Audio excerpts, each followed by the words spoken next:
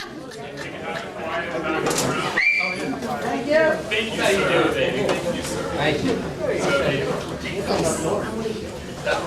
So thank you, everyone, for coming out this evening to the second meeting of the Johns Island Growth Management Committee.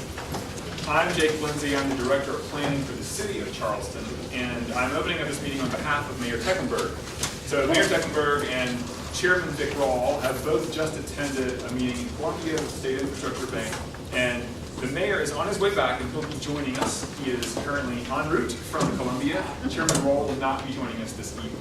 So with that said, we're going to go ahead and get started. I know that we're behind schedule and we want to be respectful of everyone's time. And I just want to briefly run through our agenda and then we'll go ahead and get started. So first of all, I want to just kind of go talk about what we're going to do this evening. And on our agenda, first of all, are some introductions, just very briefly to those of us who sit on the committee. A brief public safety update, and we're joined this evening by public safety staff from the City of Charleston. Both our chiefs of police and fire are here, as well as representatives of the Johns Island, let's see, I want to make sure we're correct here, the St. John's Fire District, as well as the County Sheriff's Office. And then we're going to go briefly into an update on Parks and Recreation from our Charleston County Parks and Recreation Commission. Then we will talk about county and city staff collaboration, and finally a public input segment. Now, because we are limited on time, we have a time slot for each. Our public input will be limited to approximately 30 minutes. And I'm curious to know how many folks we have signed up for public input. And Aaron, do you have a number, a general number?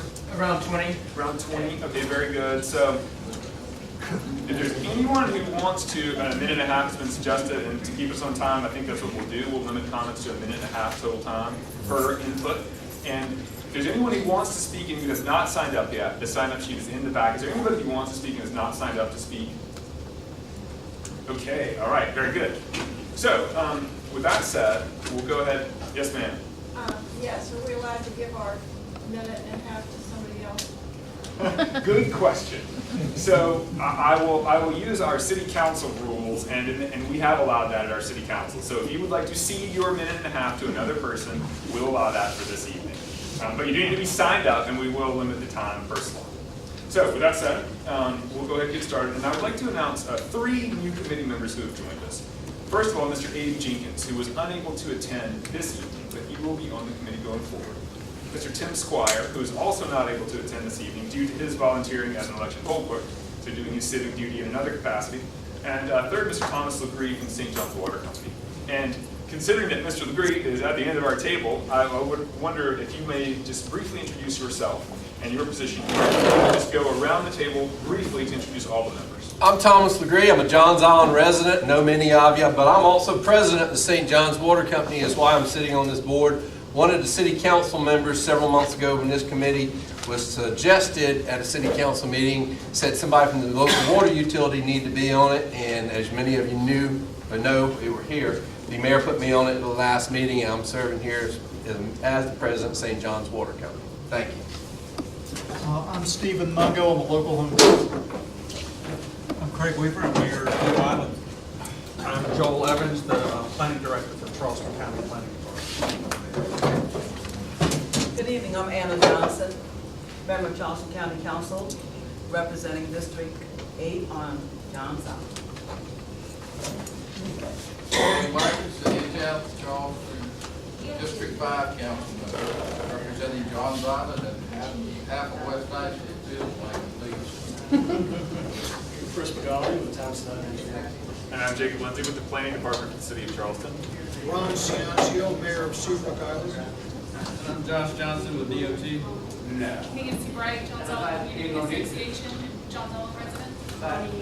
And before we move to our next segment, we will also be joined, in addition to being joined by the mayor, we will also be joined by Keith Benjamin, my counterpart at the City of Charleston, who is the Director of Traffic and Transportation. He is on his way as well. He is, in fact, in traffic. So with that said, thank you, everyone, all committee members for being here. Are there any committee members who were not at the last meeting? I attended by phone. I am the only one. I was out sick last time, so I'm glad to be here because everyone else attended previously. Okay, very good. So with that said, we'll move on down our agenda, and I'm glad to say that we are joined this evening by our police chief, Luther Reynolds. And Chief Reynolds, I don't know if you just plan to maybe introduce yourself to the group. I think it's very important, first of all, that everyone know that this is an area that's served by multiple jurisdictions, but our new police chief, who has been on the job for 2 months. 2 months, has already learned everything about the city of Charleston. So Chief Reynolds, I'll turn it over to you. There's a big agenda tonight, so I'm mainly here to listen.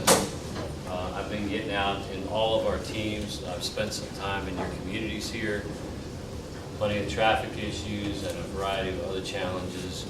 I've got with me Captain George Brisbane and a captain from Charleston County Sheriffs, our partnering agency in Alcana, short notice, so thank you so much for being here. I reached out to Sheriff Cannon yesterday to ask if we could have a representative here, and he assured me immediately that we would be all represented. So we work on things together here. Captain Brisbane's a career executive command officer, oversees this and some other teams in our department, and if there's any questions, you can either ask him now and we'll answer briefly, or afterwards. That's why we're here.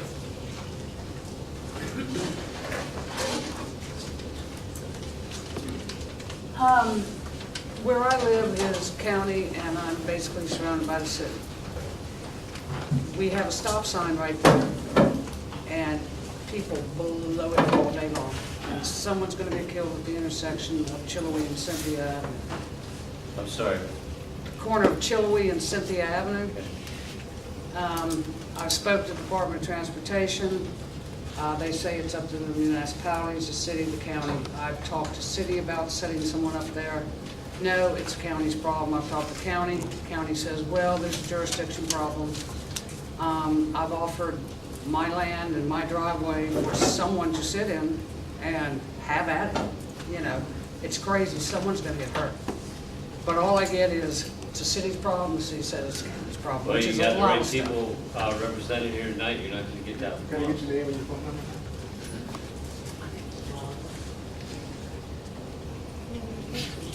Anybody else? With the continuous growth on Johns Island and the way it's spread out, what can we do to get more representation from city and county, more officers out here to be available? It's very spread out. I know you're limited with your resources, but we need more people. So I've met with Councilmember Wagner, who is a big advocate for the police, is heavily involved in the Public Safety Committee in particular. We've met individually and as a group on multiple occasions in the short time I've been here. And he has raised the population growth here, and with that, the accompanying challenges. And so it's something that we're going to continue to work on. I don't have an easy answer for you because the whole city's growing. We have a lot of different areas that we have to cover, and we look closely at this growth and just a variety of challenges: crime, traffic, presence. How can we utilize technology? Keith Benjamin, who I believe is coming, somebody just mentioned that, is our traffic and transportation director. We've talked extensively about how we can utilize technology more effectively, the timing of the lights, the signalization when the bridge went out, just the impact that had on our city. It kind of was a good exercise. People probably don't like to hear that word, but it was minor compared to what other things could have happened, but it was anything but minor in terms of the impact that it had on our traffic and so many other things. So it's on the radar. It's something that we as a city have to pay attention to and we'll continue to work on. So to answer your question, the fact that you're engaged and you want to help, I'm very thankful for it, and we will use that help as we move forward. Thank you. Hi, Lisa Vandiver. I'm with the Johns Island Community Association. We brought it up to the city that one of our concerns is the intersection of Chisholm and Main, right there where the school lets out.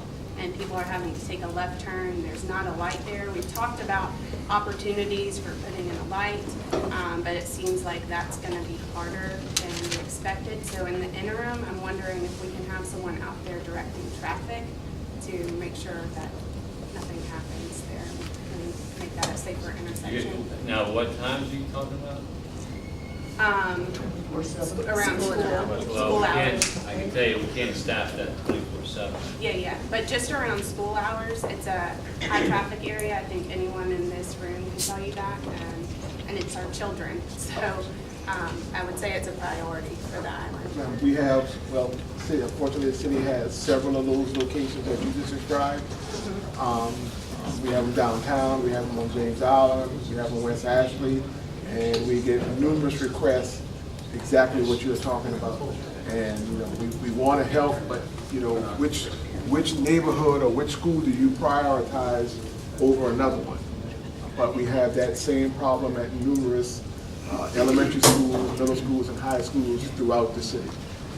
Down in Buse, down in Orange Grove, down in West Ashley. We get calls all the time, wanting out of James Island High School, Maybe if you wanting could, an officer. could sit and watch Oh, yes, ma'am. during What we school do hours, you could is see we that have, it's you know, pretty increased our traffic division, and what we do is when we can, we go out and monitor each area, but we just can't station someone at every school. What I'm hearing too, and is there's probably an engineering component, because I'm hearing multiple people say the same thing that you just said. Voting today was like risking his life to make a turn into the school or trying to turn out. So I think we need to pay attention to the engineering issues around that as well.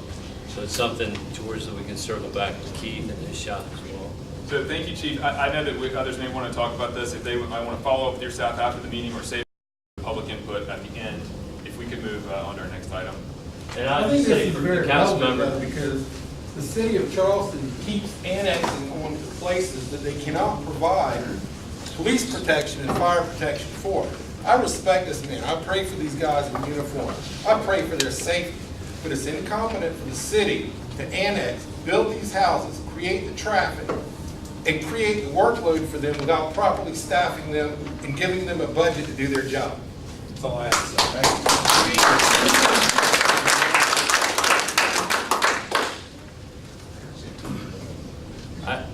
I'll say one last thing, I'll sit down. What I would commit to with Councilmember Wagner is to come back maybe for a public safety meeting. We've had those. Well, it We sounds keep like having there's, them, but we get no results. We deserve results on this island. We have been here, we've grown up here, some have moved here for quality of life.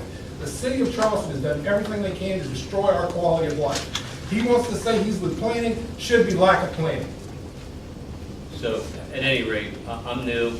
I understand that, I respect it. I didn't mean anything To the against degree you. that we can be responsive, I think we need to do that, and I think we probably need the opportunity. That's right. And But the another man said, meeting need to do have something. further discussion. Thank you so much, Chief Reynolds, and thank you so much for being here. We really appreciate your time. And second, we're joined also by our fire chief this evening, and Chief Dan Curia is here with us as well. And I don't know if you would like to give a little bit of an introduction in terms of your work. Well, first of all, I'm sorry, Chief Roberts. I apologize. Sorry, Paul. I'm not Chief Dan Curry. Chief Dan Curry is our new fire chief. He'll be coming on board in about another 4 more weeks. My name is Joey Roberts. I'm serving currently as the interim chief of the Charleston Fire Department, a job that I've been serving on for about 33 years, and I'm serving in this capacity for about the next 4 weeks, and I've been tasked with this job for about 4 months. So it's a very challenging job, and I know that there's a lot of needs and wants here on Johns Island. And luckily, we do work very well with the St. John's Fire District. And luckily, here in Charleston County, there are 5 fire departments that have the automatic aid. The city of Charleston, the city of North Charleston, James Island, the St. John's Fire District, and St. Andrews Fire District. So although we have 5 different fire departments, we all honestly act as one fire department, because there again, with the automatic aid, regardless of where you live, the closest fire truck is going to be coming to your emergency. So that is huge. So that helps out with overall response times. And there again, when you have that fire emergency or medical emergency, it doesn't matter what color the fire truck is, you just want professional help on the scene. So, and that's what we're all about, is providing that service. Yes, ma'am. I have a question. Do you have cameras in your truck?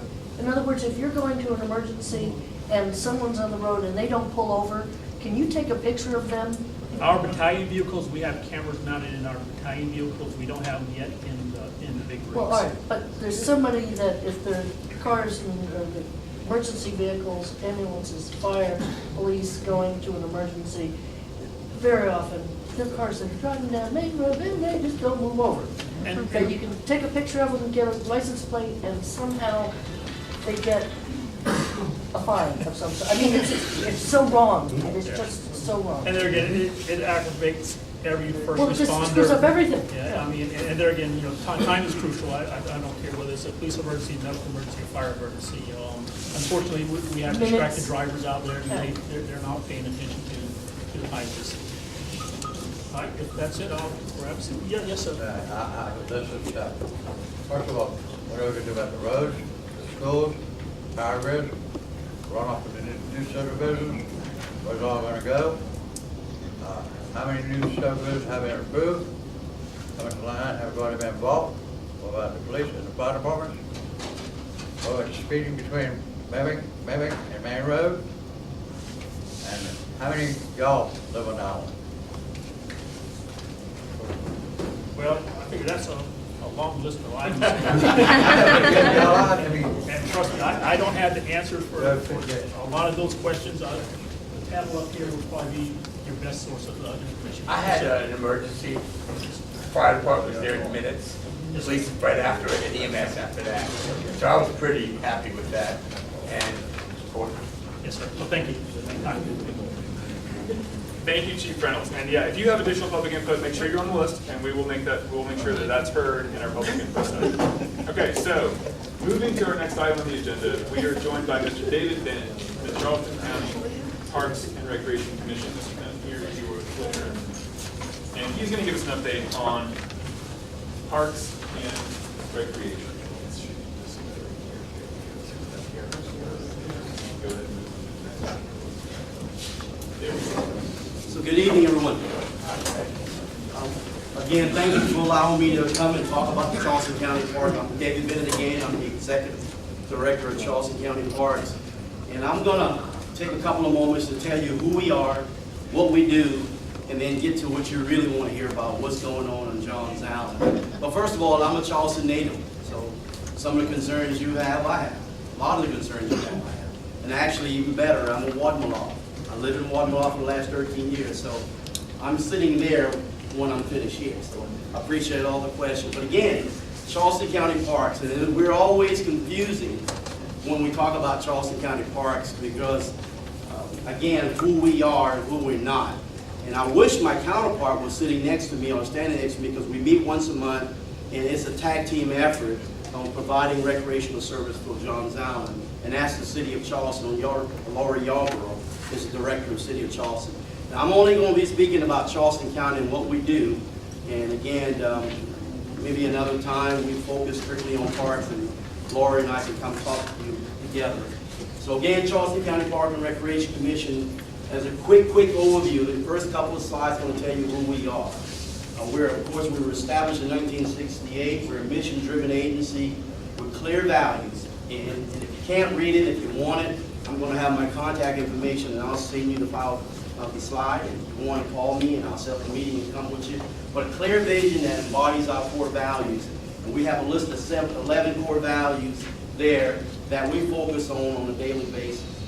We're again, we're a special purpose district, and I'm going to get into that in a second. We have Charleston County is 100 miles long, approximately 100 miles long, and our job is to provide more of a regional park setting throughout Charleston County, from Edisto Island to McClellan-Low-Allendale, and everything between North Charleston, City of Charleston, Folly Beach, and again, more of a regional park, and I'll get into more of that in a minute, but we're a special purpose district. We were created by the state. A lot of times when you hear Charleston County, you think we're a part of Charleston County government. And somewhat we are, and some we're kind of a hybrid.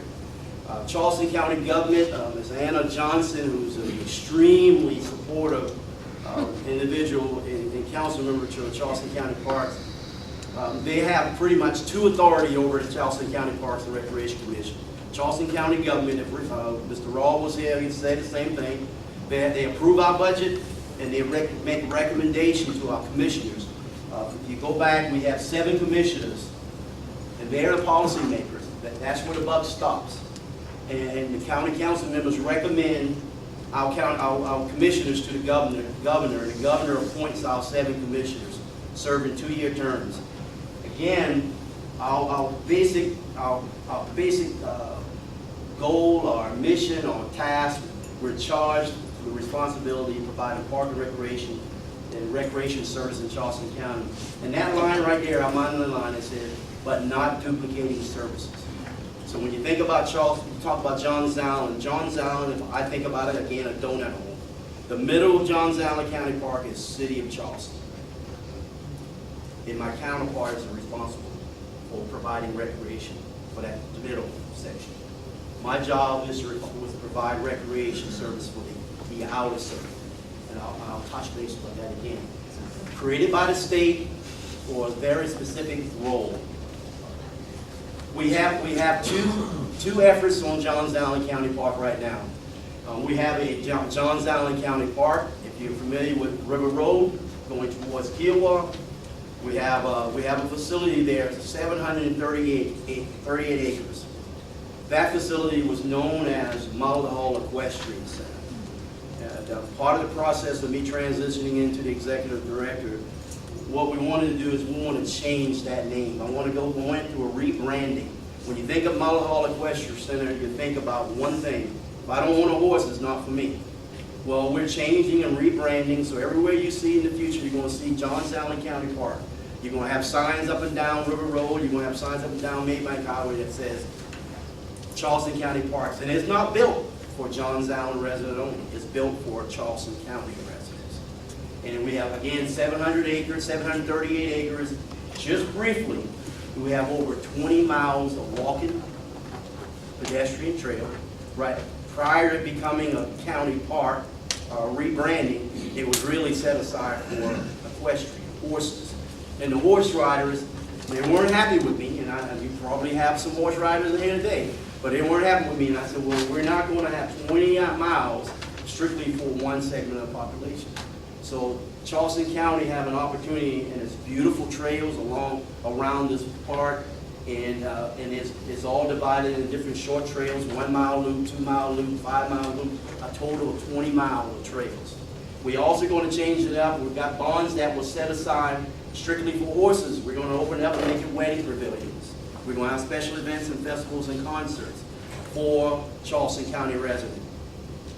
We have an off-leash dog area, and we want you to bring your dog and have an off-leash area. We have a frisbee disc golf area that you'll be able to come and participate. We'll have tournaments and just free play. We have a very small little campground, a little primitive campground area that possibly can be expanded in the future. Then we also have, just recently we opened up you think about golf, we have a little 3D archery course here. If you think about golf, before you play golf, you hit the driving range. You come here and you have a static course and you practice. And after you finish practicing, you come into the trail here and you have 18 holes that you play and you come back. We're going to have tournaments for youth, middle school, high school, and it's amazing how big it's gotten for archery courses. Kids who do not play traditional sports have gotten into archery, and it's taken off all over the state. And this is built for a tournament site where kids and young adults will be able to play, and even me, I guess, the older ones too, but be able to play and take advantage of it. 700 acres, 738 acres. We have not even begun to scratch the surface of what this place can be. We're just changing and just going through the rebranding. We put a little bit of money in there to make these things happen. Just getting away, not trying to take away from the equestrian. It's just trying to make it a bit more available for you. That's Johns Island County Park. When you think about that donut hole, as I was talking about, the center of it is centered for traditional parks and recreation. And that center part belongs to the city of Charleston, because we're mandated that we can't duplicate the services of the local municipality, local city government. They provide your traditional parks and recreation. They provide your neighborhood community center, your aquatic centers, your neighborhood park, your playgrounds, and services. We provide regional county park. The second part of efforts we're making on Johns Island is our rural recreation program. We've been running this program for the last 35, 40 years. And most of you not know anything about it because most of you guys wasn't impacted, because when we look at Johns Island, just like we look at Allendale, McClellanville, and Baptistelle in the rural community, there are no local rec departments in the area at all providing any services. So what we've done is going into the rural community and say that we need to provide, and Ms. Anna Johnson is the largest advocate for this rest rural area, and basically hold our feet to the fire, saying you've got to provide services for our rural community. So what we've done, instead of trying to build facilities in the rural community, we started probably 35 years ago, and we partnered with the Charleston County Schools. They were already identified where's the most central place in Charleston, in the area. They already know where the central place is. They already know where the kids are comfortable and familiar with, and you're already paying tax dollars for those buildings. So when the bell rings, typically you close the building, and your resources are just sitting there until the next day. Well, what we've done is we went to the school and said, hey, how can we take advantage of the resources that you paid for? So high school, we use that as, we have 2 full-time staff on Johns Island. We have 2 full staff that is housed there at Johns Island, St. John's High School. And they act as actually the recreation director for the rural community on Johns Island. They're based here. They use the athletic facility there for leagues and ball play. We have Hot Gap Middle School, same thing. Then the 2-3 feeder school, elementary, Frierson, Angel Oak, which is right behind St. John's. Closer to the mayor, Kiowa, we got Mount Zion way down there. But we use those 5 schools as our community hubs for the rural recreation. I meet once a month with the City of Charleston Rec Director, and we meet and we talk about trying to balance, making sure I stay in my lane, she makes sure she stays in her lane, but we collaborate. If there's a hole somewhere, we try to work together, and it works. Hot Gap, we felt like we were running short of resources. Even though we were using the schools, we felt like we wanted more facilities. 5 years ago, we developed, and I'm sorry for the visual, but again, I can send this to anybody. But we decided we wanted to give the rural areas or the Hot Gap more facilities. So we invested about almost $800,000 5 years ago, and we developed on the campus of the school tennis courts, pickleball courts, frisbee disc golf. You can see this little area here. If you go down Main Road, there's a complex there, a little multi-purpose baseball, football, soccer. They use it for a little everything, basketball court, and this is a walking trail. And again, the whole concept is we as taxpayers pays for the schools. Why not, when the bell rings, why not go ahead and use the rest of it? So when we're running those activities, we have access to free parking lot. We don't have to build parking lots. We don't have to build restrooms. We utilize what you've already paid for. That's been the concept. So Hot Gap is done really well, even though Johns Island is not as rules. Anyone can come and go and participate. And I'm sure some of you have been on the trails or visited, but that's built the concept of rural recreation. The programming in the rural recreation of Johns Island, again, that outer circle of the donut. We have summer camps where we'll serve a couple of hundred kids a year during the summer. Right now, we're serving kids in all 5 of those locations I talked about, on those schools. So schools are opening up, and we're using the buildings, we're using the parking lot, we're using the restroom, and the school district is working with us and adding a component of education to our summer camp now, so it's working really well. So that's our camps. Cheerleader, football, the traditional sporting athletic, football, wrestling, basketball, soccer. We've just started the pickleball club, and we're starting a little group of lacrosse group, which is pretty neat. So these are the services that we offer, and again, Johns Island, that out of service that we offer. recreational programs and services. So throw you a couple of bonuses. We have also, it's not officially in Johns Island, but if you go across the Limehouse Bridge, before you get to the crossing of West Ashley, you get to Limehouse Bridge, we do have a boat landing. We have 19 boat landings in Charleston County. We have a boat landing on the right-hand side of Johns Island. As soon as you cross the bridge on the left-hand side, we're developing, and I've shared this with the mayor, we're developing this portion here. It's a little small piece of property, neighborhoods surrounding the area, and it's going to connect to the West Ashley Greenway.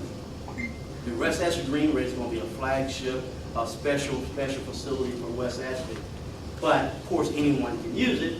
But we'll connect here somewhere along Maybank Highway, Main Road. We'll connect, and we'll have like a trailhead here with parking opportunities, picnic area, and then we'll have an opportunity where not only have visual access, but actually access to the water, and there'll be a boardwalk that runs right there and gets you on that island where you can have miles of trails. It's going to be a special little small facility, but it's going to be a unique facility, and I think it'll be something that's not only what it's Charleston County, you will be able to use as well. I know I've run through it very fast, but I was told I had 10 minutes max. That's my contact information. I'll be glad to meet with individuals or groups to share what we do. And again, I wish my counterpart was here because she could tell you the other portion of what you're probably going to be asking and wanting for. Yes, ma'am. My name is Jackie Bear, and I have a rural health clinic here on Johns Island. And I've been a resident for almost 20 years, and it's really nice to see your plans. But one thing that's missing that surrounds these sea islands is water. I think we're the 5th largest island on the East Coast. We don't have a public swimming pool for young, for old. This is a life skill, and I'm wondering, what the plan is to get a public swimming pool where we can teach kids how to swim, teach adults how to use it for therapy. That just seems like a no-brainer. What is your name? Jackie Bear. Ms. Bear, you helped me out because I forgot something. Oh. Thank you, Ms. Bear. But I don't have the answer for you. But I'll just say this. But what we do have, again, speaking from the rule, that outer circle, what we've done is we knew we didn't have the financial resources. What we did is we built a portable pool. And our portable pool is taken every 2 weeks through the summer. We move our portable pool in every one of those spots. We're teaching. It's not a place where you can just hang out and like Hampton Park or whatever. It's a training. It's teaching kids how to swim. And I know it's not what I'm just telling you what we're doing. And I'll get back to your question, but I wanted to fill in what we're doing in the rural community because, and I'll give you a sad story. Someone's going to drown this summer in the rural community. And I know, I'll get back to your answer, I promise you I will. But we just don't know their name yet. So what we've done is we say that we're going to play a small role. And what we're doing is we're teaching kids. We're telling the kids, you're familiar with Johns Island, middle school and elementary school, and we're taking our portable pool every 2 weeks, removing them. And then we're going to the Baptist Hill area, and then we're going to McClellanville and on down, all over Charleston County, and we're teaching kids, hundreds of kids a summer, how to swim. We're going to build a permanent pool. It's going to be in Hollywood. It's going to be the new town center of Hollywood. We're going to build what's a $3 million pool. It's going to be where the new town center is. It's going to be where the new library is going to be. Again, rural, that's where we are. We're going to build a pool there. We're going to teach swimming. We'll have swimming lessons. But I'm not answering your question. Go ahead. Sorry. Well, I just wanted to say, it's good that you have this Band-Aid approach, but I'm looking for sustainable solutions. Sure. And as a taxpayer, I want to see a return on investment. And I want you to think upstream, not downstream, because we have, young babies that need lessons, older patients, and this is, your little, transportable pool is a Band-Aid approach. And I need a systems approach that's going to actually go to the root cause. So I'm really looking for some ideas that are going to, be sustainable over the long term. So I hope that, you'll take this back to your committee. Sure. And kind of come up with some real solutions. So you're absolutely correct. And the goal is not to build one, it's to build many. And we got to start with one. We're building one in Hollywood, and we're going to build another one in West Rural area, and we're going to go to East Cooper. We're going to build them outside. And again, as I mentioned, that donut hole, the city of Charleston, my counterpart, Laurie Yarborough, we need to work together, and we need to talk about also in that donut hole, because I'm gonna focus, because it's my mandate, I'm gonna focus outside of the city limits. Well, I've been here 20-plus years, and I see a lot of talk, but I don't see very much action. So I'm hoping that, maybe you guys can, put this vision and like, have some baby steps moving forward, so I can actually see a pool that, my 4 kids can swim in, my mother can get some, aqua therapy. I really would like to see, some action behind these ideas. And if 20 years is way too long to wait. So we'll invite you to the one that we're gonna break ground in August, and in March, we're gonna open up that new pool that I talked about. We'll make sure you and everyone else can come visit. But we'll do more. We gotta start with one. Any question? I don't wanna manipulate. I have one question about bicycle racing. Bikes are a big deal in the low country, and we ride on these streets at our own peril. And a lot of people get killed on the roads. But when I was a kid, I used to go to Flushing Meadow and ride on a bank track. We had a bank bike racing track. And a place like Johns Island County Park would be a great place to have an outdoor velodrome where people could go and ride their bikes. It's a really neat thing. We could build racing around it, and it would be a whole new sort of aspect of bicycle riding in the area. And one thing I'll promise you, before we develop Johns Island County Park, we're not gonna develop it in a vacuum. We're gonna use the resources that you have. You're gonna tell us what you want out. We're not gonna develop. Right now, what we're doing is just we're throwing little things at it. The young lady made a comment, we're throwing Band-Aids at it. And when we go and do a fully development program, we're gonna have meetings like this, and we're gonna come together, and you're gonna tell us what you want out there. I think you would. How about the, I'm sorry. how about the Johns Island Park? It's funded by the state, you said? It's funded by Charleston County. It's your tax dollars. Okay. No, we were established by the I don't state. know if this is Anna Johnson or you could answer this, but how much of that, those funds are allocated to the impact that would have on streets and none? Unfortunately, I know nothing. I think the gentleman approached me earlier about traffic. I'll I know your system up this if is you ask me available about. to anybody in Charleston County, which you have to assume that, like any of these subdivisions, is going to impact Sure. the roadways again. If I attract, especially events and festival, I'm going to impact it. Yes, ma'am. David, Oh, please. one more question, then we'll move on. That'll be great. One more question. Unfortunately, he's had his hand for it. You did mention Beach Walker, which is also part of, rather than part of the Charleston County Park. That fills up by about 9:30. Did you plan that question? It fills up by about 9:30. Absolutely correct. It's summertime. And, they built some new condos that are next to it, and it just seems like it's parking lot getting surrounded and it seems like it's getting smaller. No, it's not. Can that be made bigger? We have 3 beach parks, and I'll be real brief when we get out of here, but we have 3 beach parks: Folly Beach County Park, Olive Palm County Park, and Beach Walker County Park. And we actually don't own the land, and it's a partnership and agreement with the county. The county has the direct partnership with Kiowa and group it all, but they're on the contract or the agreement is 150 space. It started as 150 space, and 99-year lease is going to be 150 space. Nothing's changed. We haven't lost. Because that community is growing around and nothing's changed.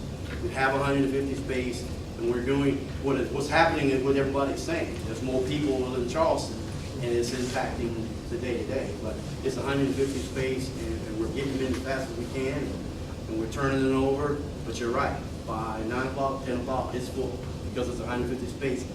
30, 40 years ago, maybe it was adequate. Today, it's not enough, but we can't expand. We are, for the record, though, looking at adding additional lane on Beach Walker that would allow some place for cars to be able to queue up, still allow the original traffic to move through. It's going to take us a year to do that. It's not going to happen fast, but we recognize we've got to address that problem because that road used to be a dead end, and it's no longer a dead end. Well, thank you, David, for the presentation, and as y'all can see, he left his phone number and email address up there, so if you have a specific question for him, I'm sure he might hang around for a little while, but you can also call or email him and get to that. So, sorry I was a little late getting here. Since I've been mayor, I've made every civ board meeting in Columbia, and I didn't want to miss the one today. And I know news gets around very fast these days with social media, so you've probably heard that the civ board voted to terminate their agreement with the county and DOT to extend Long Clark by a 4-3 vote. Seatbelt and some don't. And admittedly, I think they've had the 4 votes on the board for a long time to terminate it. It just never came to a vote until today. I thought they were going to wait yet another time because of the governor's support of the project, but they went ahead and voted anyway and voted to terminate. Now, of course, it's an interesting situation when you got a 3-way agreement, legal agreement, and one of the 3 people says they want to terminate the agreement, and the other 2 don't. So who knows where that's going to lead? I would bet that, I guess the ball is back in the county council's court, so to speak. But you know, if they don't agree to terminate the agreement, then they might ask some adjudicator to help them come to a decision. That's an option. So we'll see what happens with that. So anyway, we've obviously been down the agenda a little bit already to cover a couple other topics that involve infrastructure of Johns Island, including public safety, police and fire service, and now parks and recreation. And I know David is going to work with our city department as well. But when I spoke with David about 5 or 6 weeks ago, at least some of these things that he shared with you were I didn't know what stages they were at. So I thought it was, even though there's more to be done always, there's some progress that they've made to providing some parks. Much looking forward to that Stono River Park. It's going to provide with the connection to the West Ashley Greenway. So anyway, that's part of our infrastructure discussion as well. So now to follow up on a few of the items that we talked about last time. First up is planning, and I don't know if Jacob covered this at all, but we've had a couple of meetings, staff, I was present at one, just between the city and the county, our planning folks, our transportation folks, and it's a different division, so we didn't have David at the meeting. But you have our assurance, both city and county, that we will be working together on all these various infrastructure issues and planning issues. So Joel, if I could call on you next, since you had the most immediate kind of planning initiative to bring forward the Maybank Highway Overlay District. Sure. Charleston County Planning Department, we have a planning work schedule that County Council has approved. There's a list of about 20 projects within the county that our council has sort of mandated us to go out and hit one at a time. Maybank Highway Overlay Zoning District was one of those. There is currently a Charleston County Overlay District on Maybank Highway. It incorporates most or all of the parcels that front on Maybank Highway. It has been quite a few years since we have updated that. A lot of things have changed on Johns Island on Maybank Highway. There are a lot of things we need to work on. As the mayor said, we've already been working with the city staff on gearing up to start updating this overlay zoning district. So what we have is we have 2 dates coming up here in July. July 30th at the James Island. There'll be a public workshop on James Island at the Low Country Senior Center. Right now, our overlay district is just on Johns Island. When we started running this by our planning commission and working with the city staff, there was quite a few folks who wanted it to be extended onto James Island as well. So that's why we're having our first meeting July 30th on James Island. That's primarily to get feedback from the public for folks that want to see some planning done on the James Island portion of Maybank Highway. Johns Island folks, of course, are welcome to come to that meeting as well, but I will say that it will be focused more on the James Island portion. On July 31st, the following night, that's when we will be doing the Johns Island Maybank Highway overlay. And both of those meetings will be at 5 o'clock. So July 30th at the Senior Center on James Island, 5 o'clock for the Maybank portion. 6 o'clock, I'm sorry, 6 o'clock. Thank you, my staff. I had 5 on my calendar, I appreciate it. It's 6 o'clock at James Island on July 30th, that's the Senior Center, and July 31st, 6 o'clock, right here at the Berkeley Electric. So this same room right here, we will be having our first kickoff meeting for the Maybank Highway overlay. We're going to include some maps that show the current overlay zoning district, and we will have questionnaires for folks to fill out to help us create the vision of what we want to see, what the community wants to see as far as any changes along that overlay. I suspect that there will be and there should be. We have a lot of zoning districts along that corridor that frankly don't make a whole lot of sense right now. So that's our kickoff meetings. In August, we're going to have stakeholder meetings. September, October, we're going to start preparing the draft overlay zoning district. In November, we'll have more community meetings. We'll come back out to the community. And in the November, December timeframe, we'll prepare the final draft. And now this schedule is tentative. None of these dates have been set. The only dates that have been set are the July dates that I said. But this is our schedule for this overlay district. Anyway, by April or May of next year, we hope to have it adopted by County Council. So there'll be a lot of opportunity, both with us, with the city staff.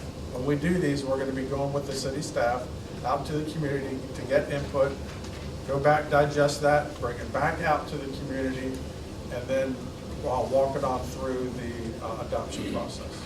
All right? So that's our plan for the Maybank. Well, no, Mayor, I think that Joel hit all the high points, and the main thing is that I want to emphasize that the city and county staff have a previously established process of working together. We're going to make sure that we are in lockstep with them. We will have standing meetings just between staff on all of these matters to be sure that we have completely compatible zoning approaches. So our key is to collaborate at every step along the way. So next, we're going to chat about traffic and transportation and pitchfork status specifically, but I don't think Steve is here because I saw Debbie's here. Debbie's here. Yeah. Okay, I saw Steve in Columbia.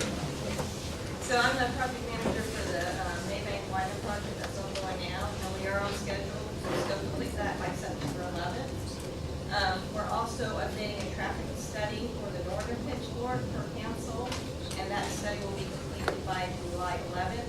And within 8 weeks of that, we will have final construction plans for that project. That project will include a traffic light at Denwick Alley. A lot of people, calling me about that, so the design will include that. And we're looking at minor things like maybe increasing the lane widths on the northern and eliminating parallel parking. Just whatever will improve traffic on Maybank. We'll get with the city and talk about that update. But we'll have final plans in September for that project, and then we'll just basically be awaiting permits for that project. We also have a city requested project for intersection improvements at Maybank and River for a dual left river westbound onto Maybank headed towards James Island, and that design is currently underway. With that design, we will put mast arms at that intersection. And last, we're moving forward with the 17 Main project, Main Road Wider project. Council approved for us to segment that project. So I have an approved scope, and now we're negotiating a fee to widen basically from Peaceberry to River for the first part.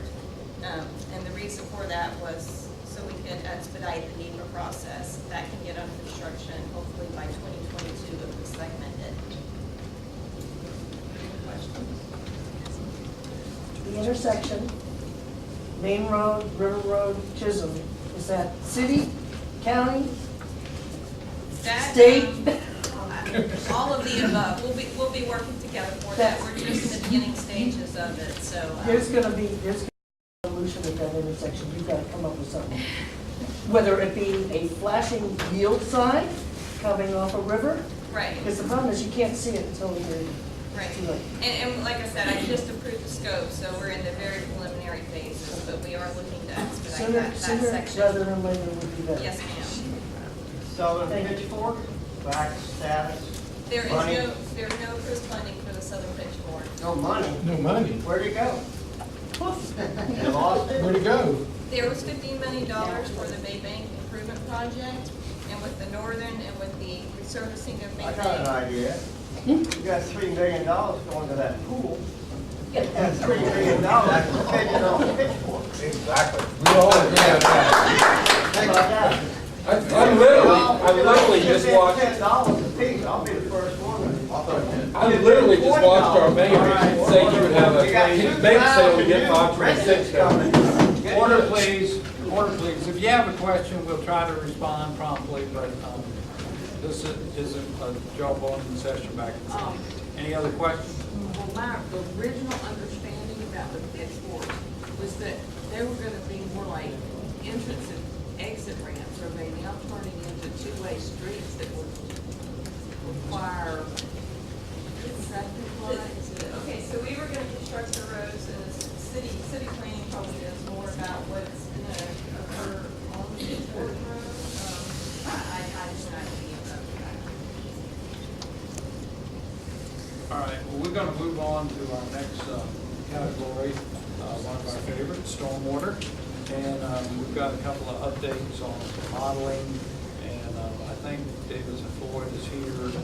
I'm not sure who's going to be speaking for them, yes, sir, regarding the Johns Island 2D stormwater modeling. Good evening, my name is Jared Bramblin. I'm a civil engineer with Davis and Floyd. We have just in the past week or so started and had our kickoff meeting on a 2D flood risk analysis on Johns Island. Basically, we're looking at delineating all of the watersheds that encompass the urban growth boundaries. And we'll be looking outside of the urban growth boundary for waters that do come into it, or waters that leave the urban growth boundary out of the island. We're currently delineating those basins, and we're going to look at existing flooding concerns, existing land use patterns, proposed and potential land use patterns and zoning, along with development pressures to identify the basins once we have these, or to prioritize these basins based on priority and risk.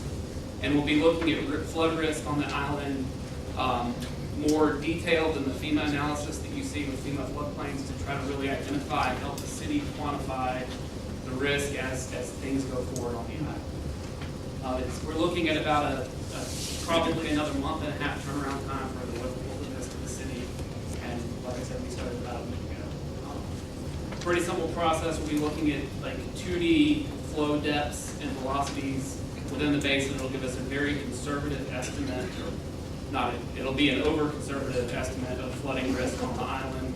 And then based on the prioritization, we'll back it up and get more detail to come up with the actual risk and flood risk for a 2, 10, 25-year storm, much more detailed than the 100-year FEMA risk that you see.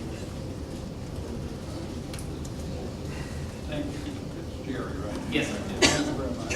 And so, Laura, you want to give us an update on the meeting that was held regarding, with the developers regarding stormwater? Sure. So it was on June 13th. We had a subcommittee meet. That's the developers group subcommittee of this Johns Island Growth Management Committee. We had about 16 people attend. 5 of those were city staff members. We started the meeting. We provided an overview of the drainage study that we're working on Johns Island, the 2D study. We're all just working on a drainage study in what we call the Barberry Woods Basin for now.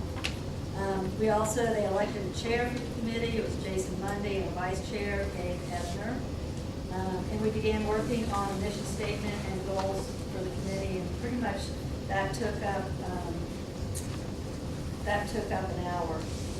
So we talked about no harm to existing, incorporating these thoughts and things that we needed to think about as a committee. No harm to existing homes for new development, no harm to existing neighborhoods, considering things like sea level rise into the future, more extreme storm events, just going from the top, using more green infrastructure.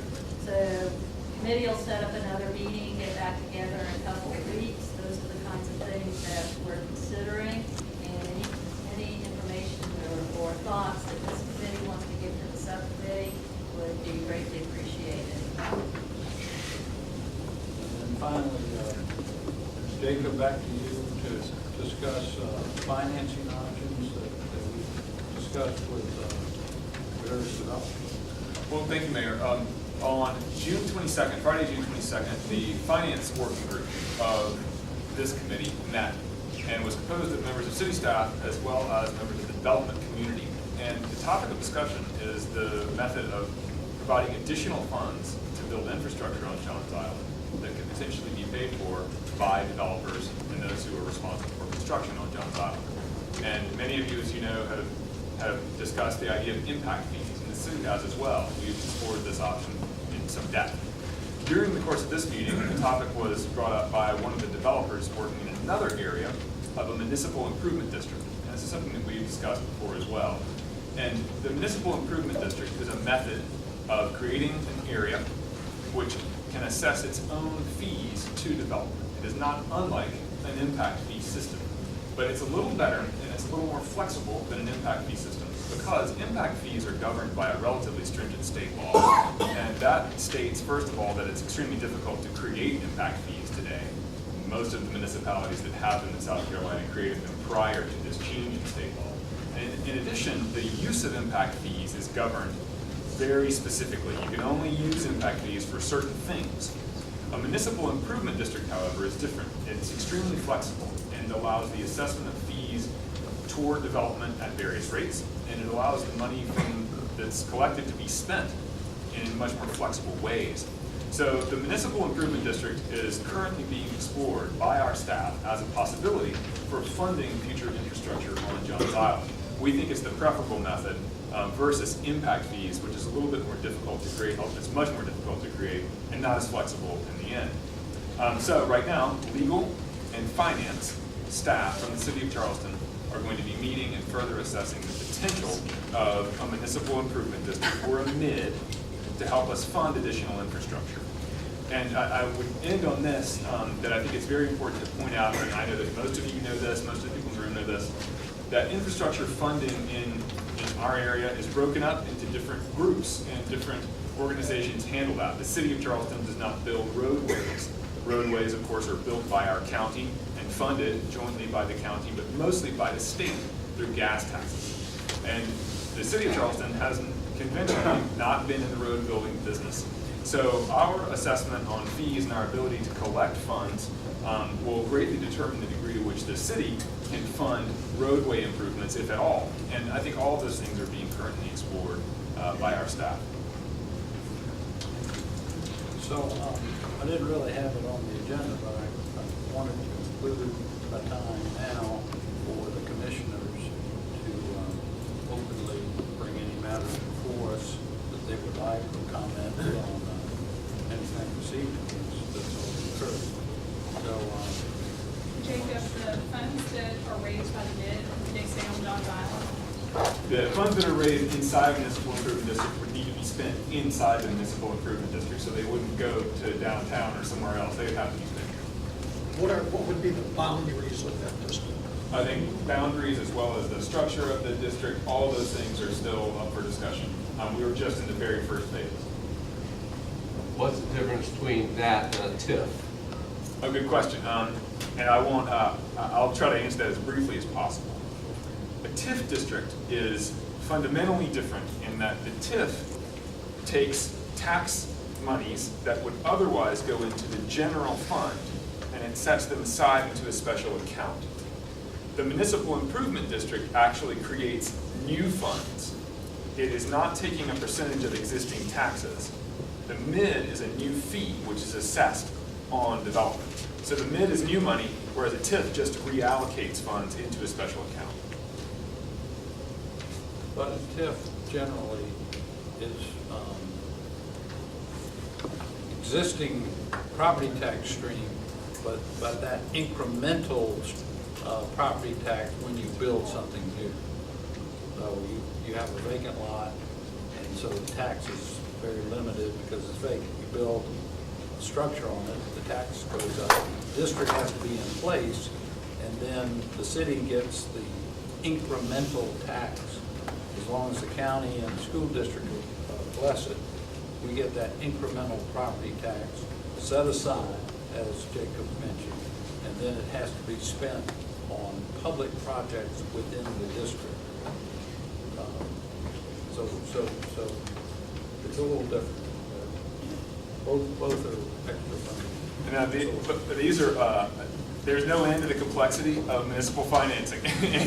And if y'all want to discuss it in more depth, we can certainly do that, or if you want to get with me or my staff, we can provide you with all the information. Well, the reason I ask, people in Johns Island have a bad taste in their mouth for TIFs because of the scheme that the beach company tried to pull with Mow It All a few years ago. So you say TIF on Johns Island, and so it's a good thing you're not calling it a TIF. It is something different. There's a bad feeling on Johns Island for TIFs. I will mention one other thing, which is that TIF districts really only benefit from the redevelopment of commercial properties. Correct. And the MID allows assessments to residential development, which is something that we think could be a better fit for Johns Island. A TIF is something that should go in the neck area or lower North Charleston, not in rural Johns Island. That's exactly right. Although we did, year before last, set up a TIF district that basically runs up and down Sam Rittenberg Boulevard, West Ashley, so that as redevelopment occurs with Citadel Mall and the other shopping centers along Sam Rittenberg, the city will have that income stream to make street improvements and other improvements within that district. So it works in the more urban areas, even of West Ashley. The floor is open. Ms. Anna? I'd just like to thank everybody here for coming out tonight, and also I wanted to especially thank you for your patience with the work we're doing on Maybank Highway. As I was coming over here from James Island today, I looked at the traffic and was just that I saw about half of the cars are coming across Maybank Highway that I normally see. You know, usually the cars are backed up almost to Folly Road, and as I came in, it was just a little bit on the bridge. So I know it's been a while that we've been working on this, but it's working, it's going well, and I know you've had some low times when you probably thought it was difficult to deal with the construction there, but bearing with it so far until September, we'll be through all of this. So I just want to thank you, and also thank our staff for the work that they're doing. I just want to tell you that school's out right now. That makes a huge difference. Yes. That helps too, but I've come when school was in, and I noticed that the line is not all the way on Folly Road. You have to at least admit that. It's too hot to drive anyway. Just stay home. No change.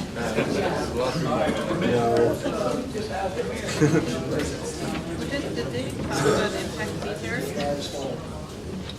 I'll just say right now, I think the 2B stormwater modeling is a great thing. I think we needed that. I've spoken to several of the subcommittee members over the last 2 weeks, and they're actually excited to start seeing some master plans from a stormwater standpoint, but also from a financing standpoint, to have rules in place that they understand and that function. And I think we're moving in that direction. I think Stephen can speak to it as well. I think the development community is actually willing and ready to participate in these ideas. Good evening, everybody. Thank you all for coming out. One thing I just want to add, I appreciate everybody being here, and I'm very grateful for the collaborative work that's happened between the city and county around transportation issues, and then Steve and I were texting earlier today, just talking back and forth about a number of things, and so there's a lot of collaborative work happening there. The young lady asked about Chisholm River and Maine. As many of you know, we're in the midst of going forward to City Council with our first citywide transportation plan in a very long time. And different than other planning processes, this is an addendum to the long-range transportation process that the Tri-County Council of Governments does every 4 to 5 years, where they prioritize transportation projects for funding. Right? So not planning to just plan, but planning for the sake of what's going to be prioritized for funding from the state level. And one of the 13 projects that we are putting forward in that plan to the Council of Governments is that very intersection. So just want to make sure you know that the work is happening in coordination with the county about thinking about where priorities are supposed to be, responding to what we've heard from the community for a long time. So it's not just something that's an idea or otherwise. It's going to be put on that actual priority list for funding through the council's process. And in addition, maybe Yes, sir. Yes, sir. And I do want to share with you, I know these transportation projects have taken forever, but I've made it very clear to city staff, as was already mentioned, we don't have a funding stream to build a road. The county has that absent coming in and through the DOT to get the road tax. But in the past, I'll admit, there's been some delays because the city and county always didn't agree on, well, gee, how you gonna do the lane and how long should we do the way I look at it, some pretty relatively minor details, and we weren't coordinated as well as we should. And that day is over. Even on this Maybank River intersection improvements, the city did the study with a designer, Stantec. We made the request to the county, we would like to see this project done. They came back to us, I think it was a week ago, and said, well, the DOT said we had to do this way, and would you all agree to that? And we got right back to them and said, we will agree to that. We do not want to hold anything up. We want to move these things along as promptly as we can. I can't believe what happened in the past, but I just tell you, I feel that we have a new level of cooperation between the city and the county to move these projects along and to specify the things as Keith mentioned, so that it's not just talking about planning, but actually putting them in a place where they'll get funding, because we can talk all day about, what's the best way to do the southern pitchfork or not. But if you don't have the money, you can't get it done, right? So both of those elements are very important. Okay. Mr. Mayor. Yes, sir. This is a question, I believe, from Mr. Benjamin and you. So you're saying the intersection of River, Chisholm, and Maine is in the city of Charleston? I wasn't saying that. I was saying that when the memorandum was completed between City Council and the Tri-County Council of Governments, the request was, what are priority projects that we want to see happen? And though we knew that one was outside of urban growth boundary, Dick actually did a survey that I guess it was like 200-300 people that had responded to it.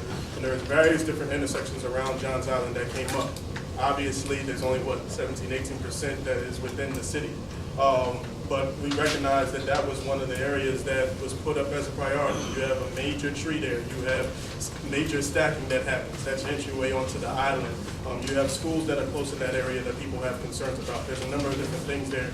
And so we just felt that it was important in the spirit of making sure we highlighted priority areas throughout the city, right? Now, I'm not talking about by high school. I'm talking about River, Chisholm, and yes, Maine. yes. Well, That's in the county. it's in the county, and the county's fixing to widen Main Road from Bees Ferry, so that would be taken care of in the county project, correct? Yes, sir, but we'll coordinate with the city and look at their ideas. The county is going to come to us and say, hey, this is happening. We would love to be able to collaborate with you with that. We wanted to be proactive in our approach and make sure, one, that in the Tri-County listing of priority projects, that was one of the projects that was there. It's not there right? And so as we're talking about where dollars are gonna come from, yes, county has a pot of funds to dig from, but if they come to a place where there's nothing else that's there, the fact that that project is on that priority list lets us not have to go through that particular part of the process. And so we want to be proactive in that. We've been coordinating with them, coordinating with Josh's office. We've been just making sure that with each one of those priority areas that there's coordination. So we wanted to kind of jumpstart. So the way I understand it, even though the county has all of Main Road prioritized as a half-cent sales tax project, what Keith is saying, by us placing this intersection on our list, it will also go on the COG, Council of Governments, regional priority list and make it eligible for federal guide share funds as well. Yes, sir. Yes, sir. So we're adding a second potential source of funding. So anything else from the commissioners? I would just like to say, I know the staff has got a lot going on, and I know you've had a very busy day, Mr. Mayor. Yes, sir. But the public wasn't informed of this meeting very well. Did anybody get an email from the city about this meeting? Nope. How did everybody find out about it? Word Y'all have got to do a better job of getting the word out and setting the agenda, you know, more than 24 hours ahead of time. And I don't want you to go back and chew the staff out, Mr. Mayor, but it's got to be a better job. If we hadn't put something on Facebook last night, nobody would have known about this meeting. Well, it wasn't in the newspaper for what that's worth, but I don't know if it's in the newspaper. Y'all taking email addresses at the room, at the head of the room up here. I'm going to ask Aaron to help us out on that. Okay, so we set aside some time for public input. I kind of modeled this after both what the city and the county do, and I had a sign-up sheet. I guess Aaron's got that. And let me just say, I know last time we had a meeting, we had a public comment session. It lasted for quite a while, and I got to be respectful of the service of these individuals. They're not getting paid any extra for being here, and I think the meeting did start closing on time. So we have 18 people that have signed up for a 30-minute period. I'm going to ask you to kindly keep your remarks to 90 seconds. And what we're seeking is your input. And I know sometimes you want to get into questions and answers, but that leads to a much longer conversation that I'd be happy to have with anyone after the meeting, but we want to keep this to a 30-minute period. And in addition, I do want to share, I think, Aaron, do you have information, your contact information out there that everybody can share? So if you have like a specific question for city staff or county staff, if you want to send us an email, it will go to Aaron, and Aaron will make sure that it gets to whoever can answer that question and get back to you. So this period is to just hear from you, hear your ideas, suggestions, compliments or complaints. So, Rich Jenkins, you want to go first? Yes, sir. I'd be glad to, Mr. Mayor. I've got 3 items. I'm with the Johns Island Council. Yes, sir. And 2 of them reflect traffic. One has been brought up before with Police Chief Chisholm and Maine at St. John's High School. I tried to vote today, took my life in my hands, and jumped through something there. I went to the DOT 5-6 years ago asking for a light there at that one, but they said there wasn't enough traffic there. If you go out now, you'll find it. I don't care if you go out at midnight. There is a lot of traffic on Main Road, especially there. Trying to turn left is going to be an accident very quickly, and on voting day, it was bad. 2, with traffic, there are 4 developments going on River Road right now, being built. There's hundreds of houses going in right off River Road between Maybank and Main, the northern half. If you guys don't plan to put a light somewhere in there, you're going to have a couple of hundred people trying to get on the River Road going left or right, and there's going to be an accident there, a lot of accidents there. And 3, the planning. Your planning meeting, your planning committee, is there to make sure that the developer fills out his forms right. That's it. They can maybe change some zoning, but they're there just to see that the forms are filled out. Your Board of Architectural Review can turn down anything based on the way they look. So why can't the Planning Commission have a little more latitude to say, this doesn't fit here? I know it could be a taking from somebody's property, but you've got to sit there and say, you can't put another 10 developments on River Road. So, you know, that's what I have to say. Thank you.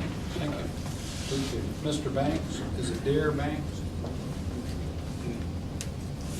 Phil, Dr. Johnson? Yeah, hi, Mr. Mayor, everybody. I've been halfway around the world, about 20 miles from the equator, on some coral reef conservation work with people that have nothing. Their biggest possession might be an outboard motor. And they're more worried about protecting their land than you guys are protecting our land. What's happening on Johns Island is destruction. We talk about stormwater, but the whole hydrologic cycle on Johns Island is being disrupted because the forests are getting ripped out, and the land is being replaced with impervious dirt, and it's being destroyed. I sat where you sat, sit now, I sat 13 years ago and worked on this and pointed this out, and it just went in one ear and went out the other, and the City Planning Commission just let it rip, and Johns Island is being destroyed. So while we sit here and meet, every time we wait for another month, what we've got going on are 1,500 dump trucks hauling dirt around Johns Island. Where they're digging it, they're destroying the hydrology and houses are sinking. Where they're putting it, houses are being flooded and people's septic systems are failing. And what we're doing with the development here is setting up the destruction of our natural infrastructure that we really can't tolerate. I have a very good friend who's one of the world's experts in nutrients, and he works in Florida. The Indian River Lagoon is so destroyed right now that manatees are dying because they're eating toxic algae. Lake Okeechobee has a cyanophyte luminant that's creating toxins that's going to sort of pollute the water supply for South Florida. This is what's happening with, quote, development and progress. We have an opportunity here to sort of put this thing together, but you have to stop the destruction now. You have to step up. What we said, the Planning Commission has to be willing to put their foot down and say no. And they're worried about being sued. They passed Oakville because they were afraid the developer would sue them. That's nothing compared to the lawsuit that's going to roll down when that habitat destruction enters into the system. And we show that all of your decisions have been reckless. I give him my minute and a half. You want to keep going? Excuse me, ma'am. It's time for Ms. Swords, Brendan I Swords. I give him my time. And I'll pass. I'll give some more time to you. Okay, Mr. Rush, B.J. Rush. No, I'll slow down this time, okay, y'all? sorry, get my I time. get a little bit excited. Yeah. First of all these kids are going to go to school at. Well, all of these kids are going to go to school. James Island. James Island, West Ashland. Yeah. They gonna leave John's Island. They gonna leave Johns Island. Do you be bus off Island? They already do. No, we're gonna drive. They drive. That's right. Okay, the power grid. Power grid. Power grid's built right now as it is, like a big company. Right. You run up and you do subdivision. Where are you gonna go to? All right. How much land has there been bought? How many subdivisions have there been? How many land has there been bought? How many subdivisions have there been approved?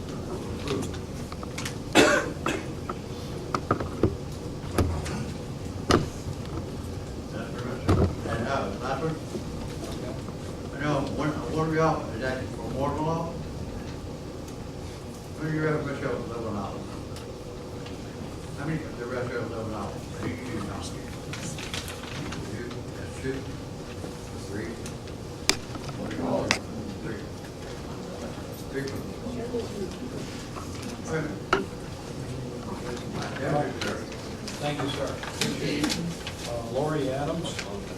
I will defer my time to you.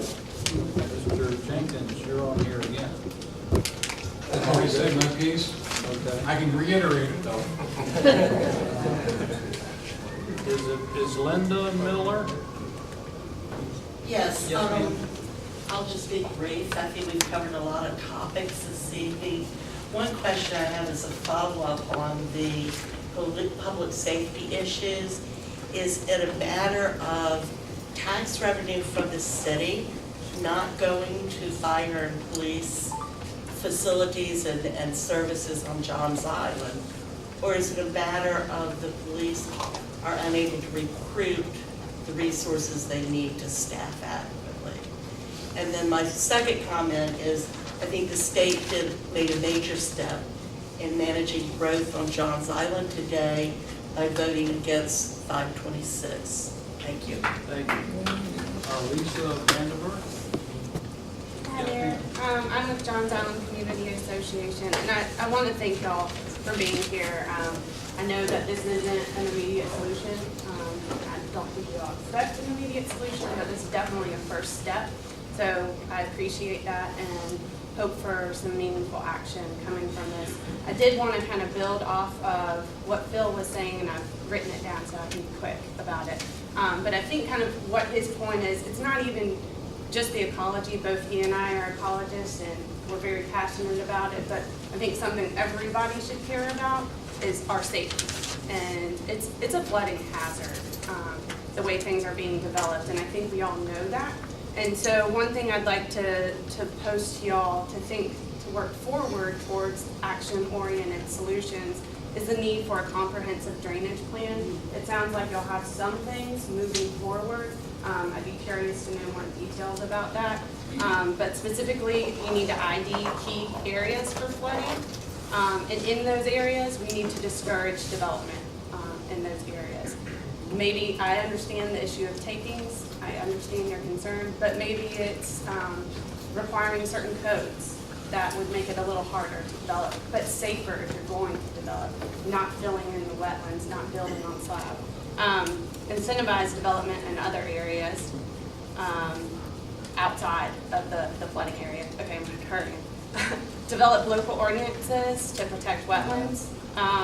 When you can't protect, mitigate for those wetlands on islands, and establish a long-term funding mechanism for maintaining and retrofitting existing systems so that we can adapt to the impacts of climate change. Sounds, again, like we're working towards that. I look forward to seeing that moving forward. Thank you very much. Steve Green? Hello, thanks for coming tonight, appreciate that. I heard tonight that there was no funding available for the Southern Pitchfork. I think I heard one time that there was a prize of somewhere $5 or $6 million for the Southern Pitchfork, something like that. Other than I've never rode for 35 years. It was recently paved, and I don't believe it needed paving, and I believe the price tag of that paving was somewhere around $5 or $6 million. The same similar price of the Southern Pitchfork. I believe that the money was spent on River Road paving, so there wouldn't be any money for the Southern Pitchfork. That's just my the way the appearances look to me. Like, oh, we don't have any more money. We spent it all on Maybank and paving River Road. So I just feel like it appears like the money that could have been spent on the Southern Pitchfork was spent on paving River Road, which really didn't need it. Yeah, that's it. Thank you. Nicole Lavelle? Hi, Nicole Valley. I've lived on Johns Island for the past 20 plus years, but I'm very new at this. So I really just have a question, because my overwhelming thing that I'm hearing is that we really need to not build anymore right now on Johns Island. So why is the building continuing? You stop shoving subdivisions And down our throats. I really am just curious how we keep having more building when it seems pretty obvious we need to slow down until we figure out how to do it more responsibly. Catherine Pose? Wait a minute, you got a minute now. Yeah, no answer? No answer? No answer? This is a public comment session. As I tried to explain when we started, I didn't want to end up in a 2-hour back and forth discussion. Okay, so no answer. Can you tell me where I might be able to go to find that If I'm answer? hearing your comment is that you would like to stop building completely on John's Island. No, she's asking didn't you say where that. she can get the Something information. like that. Why are we still building? Where can she get the information? That's what she wants Where to know. can I get the information? Where can I learn more as a Follow John's Island newly United. concerned citizen of John's Island? And like I said, I've been here a long time. I've been fighting the good fight in Columbia with other things, but I'm interested in this now, and I want to know who do I need to talk to? How do I get more Talk to me after information? the meeting. We'll follow up from the planning department. Talk to me after the meeting. Thank you. I'll help you. Explanation of how there's a process where people who own the property and have a right to build something can proceed and build something if they meet all the requirements that are out there. And so that's a But simple answer as to why. They don't meet the There's a lot of You've changed it. more background, I'm sure our planning department can give. Thank you. Yes, ma'am. Yes, ma'am, spoke. The subject was brought up about wetlands. If you have a wetland, there are 3 things you need to do: avoid, mitigate, or replace. Most of the times, if they need to replace something, they go up to Francis Marion Forest and replace it there. There is land on John's Island that you should be able to replace it with versus going off there. So put that in conservancy and quit building, and that'll help the young lady back there. Thank you. Good idea. Christian White? That's me. Yes, ma'am. That's me, right here. Okay. I just want to say responsible growth equals happy residents. And right now we have irresponsible growth and lack of infrastructure, which makes unhappy residents. That's why you have the questions you're getting. That's John's Island United. Thank you. Jackie Bear? Okay, well, I just wanted to say that, I'm providing a cost-effective solution. I think we need to increase walkability in our communities. I don't see that we have enough sidewalks. It really has a big impact on health. I mean, we've got obesity just climbing, wellness, so we need to actually connect the dots. We've got this fractured approach between county and city. I have no idea where one begins and where the other one stops. So currently we have a very fractured plan. And we need to have somebody looking at the whole picture and filling in the gaps. We've got sidewalks where the rural housing is, where you've got them, around the housing, but you don't have the sidewalks getting to the park or getting to the grocery store safely. The intersection doesn't have a light where these residents that are handicapped can actually press and get there safely. So these are basic issues, Safety is a priority. Walkability improves health. And we're spending so much on getting people to develop houses over here. We're bringing in a lot of money, but we're not really improving the quality of life. We're adding pollution, we're adding a lot of more problems than bringing solutions. So I guess what I would like you guys to take home